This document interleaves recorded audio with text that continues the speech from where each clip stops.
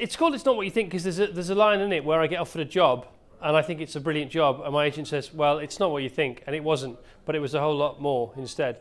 And also the sort of parallel meaning of that is the fact that when I started writing it, I thought I'd write about other things than the ones I have done. And the ones I found really interesting are the ones that mean most, but I didn't know that until I started writing about them, which is all the stuff, when I was younger, when I was really grafting, and it wasn't about the successes, it was about the toil, and it was about the mistakes, the really big mistakes, and that's what I ended up writing about, to be honest. Yeah, I wrote every word myself. I got offered a chance to do this before, and somebody paid me a lot of money to do it. In fact, the same company, and I started to do it, but it was really angry. It was just me, like literally vomiting onto the page, and it was all this angst, and there was no rhyme or reason to it, and it was a stream of consciousness, and there was no perspective, and there was no beginning, middle, or end. It was just a big fat middle. It was a mess of a middle. And so I stopped, and I thought, this doesn't mean anything. So I then said, look, you better have your money back. And they said, no, keep the money because you're going to write this one day.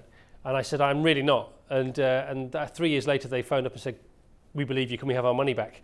And then 4 years after that, I phoned them and said, should we do this again? And they went, well, come and see us. And that's how it happened. I didn't go out for a night. I went out for years. It was just one big night out, and at the beginning there were lots of highs, lots of excitement, lots of parties. But then the more I went out, the more I had to do to get to feel the same way, and in the end it became exhausting, and it became a sort of infinite process of meaninglessness. Again, I write in the book about it. I think, there wasn't really a plan as far as I was concerned, but I think there must have been an unconscious plan. And if you think about things for long enough, apparently, they say if you feed it into the unconscious, it will sort it out for you. It'll be working on it while you're asleep, while you're on your holidays. And I think I've fed in a load of these dreams and desires and ambitions. And as long as you put the hours in somewhere along the line, and for me it was, 2/3 at the beginning, then I think things will figure themselves out. You do reap the rewards if you sow the seeds. So you just keep sowing the seeds. I think that's the key. You've got to keep sowing the seeds. Keep making deposits in the account of life, and don't make any withdrawals. And what I did, I thought I put so much in that I could take some out now. But then I kept withdrawing, and there was nothing left, and then I sort of imploded. So I think the key is just keep posting the letters. I love stories. I like stories that tempt you with what might happen next.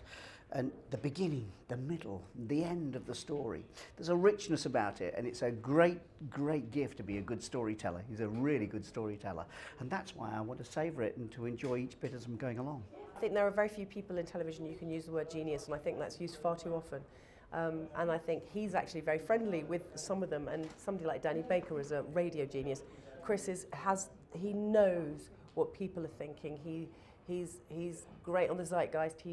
He's a good person, he's a perfectionist, and he is very loyal. I've said that before, but he is incredibly loyal. He lives by his gut feelings, and there's a quote in the book. He says, never let your head rule your heart. Believe in things, and if things are the right thing to do in the right time, then go for that moment.